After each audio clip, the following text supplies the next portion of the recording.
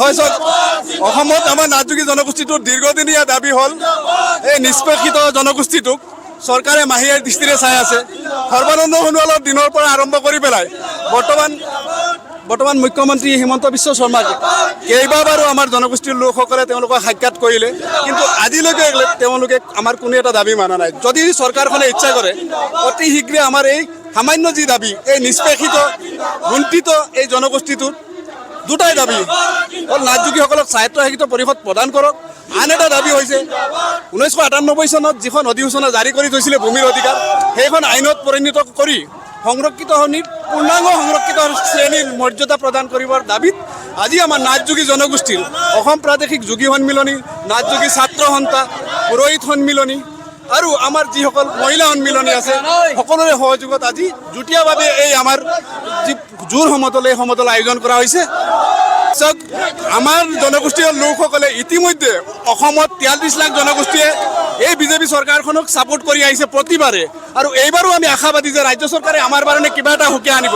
2026ৰ আগত যদি বিধানসভাত নহয় ৰাজ্য চৰকাৰখনে যদি কোনো এটা আমাৰ জনগোষ্ঠীৰ কাৰণে ভাল খবৰ এটা নিদিয়ে, তেনেহ'লে হয়তো এই আন্দোলন আৰু জংগী আন্দোলনৰ বা গণতান্ত্ৰিক আন্দোলনৰ পৰিৱৰ্তন হ'ব। আজি আপোনালোকে নমস্কাৰ জনাইছোঁ। অসমত আমি 43 লক্ষাধিক নাথযোগীয়ে বসবাস কৰি আহিছোঁ। অসম এটা প্ৰাচীন কিলঞ্জীয়া জনগোষ্ঠী। আজি আমি নাথযোগীসকল প্ৰতিটো ক্ষেত্ৰতে লাঞ্ছিত আৰু বঞ্চিত আৰু শোষিত হৈ আহিছোঁ। আজি অসম বিধানসভাত আমাৰ এজনো বিধায়ক নাই।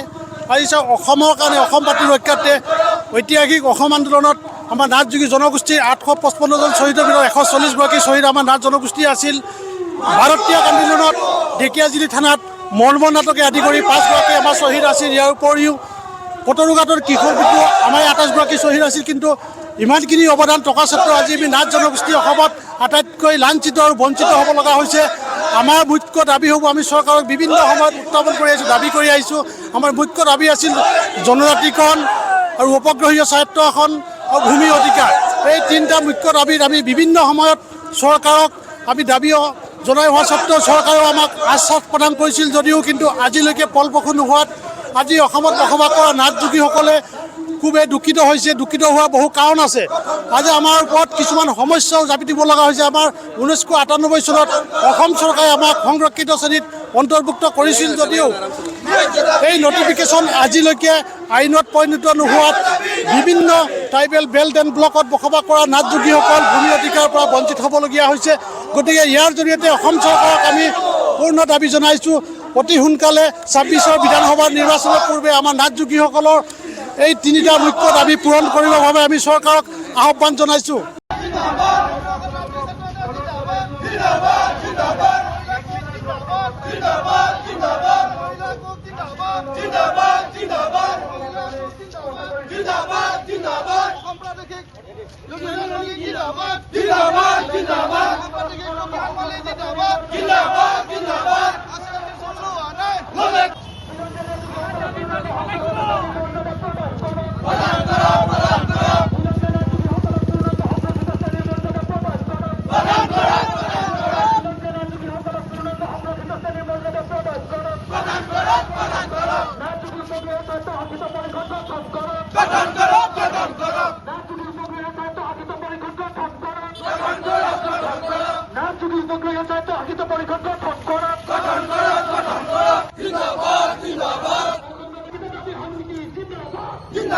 জিন্দাবাদ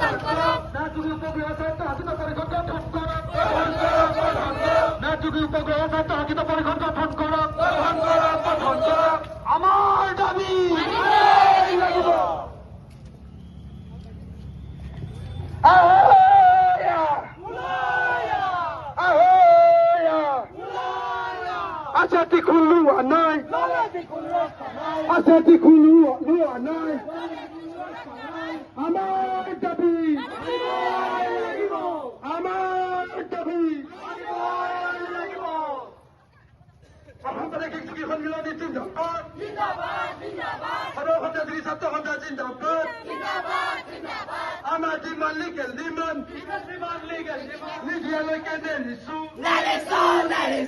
Our demand legal demand. Legal demand.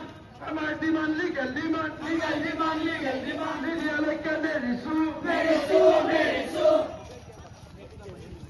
Binodini সকলে পূর্ণাঙ্গ সংরক্ষিত শ্রেণী মর্যাদা প্রদান করা।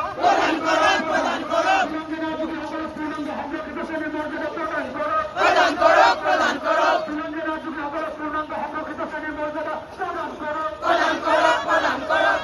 উপকরণের স্বায়ত্তশাসিত পরীক্ষা গঠন করা। উপকরণের স্বায়ত্তশাসিত পরীক্ষা গঠন করা।